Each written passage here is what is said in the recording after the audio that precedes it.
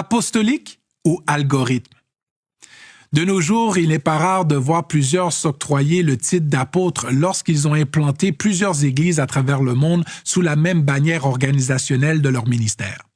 Rappelons-nous qu'un apôtre est celui que Dieu envoie pour implanter les principes du royaume dans un environnement hostile où l'Évangile est inexistant. De nos jours, il n'est pas rare que plusieurs ministères ont recours à leurs algorithmes des réseaux sociaux pour voir dans quelle région du monde des communautés les suivent. Et lorsqu'on voit une très grande présence de personnes qui les suivent dans une région, il nous semble adéquat d'implanter un ministère dans cette région. Ce qui est bien, mais ce n'est pas apostolique.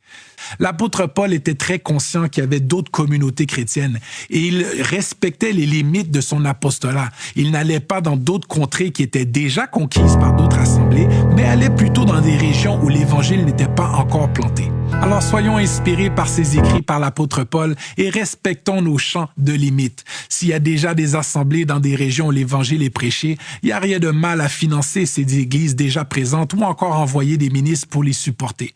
Mais ceux qui ont à cœur le ministère apostolique et qui veulent implanter des églises dans des régions où l'Évangile n'est pas encore prêché, je prie que le Seigneur puisse vous donner l'ardiesse, la force, la sagesse, le discernement pour envoyer vos équipes, implanter des communautés chrétiennes là où l'Évangile n'est pas encore prêché.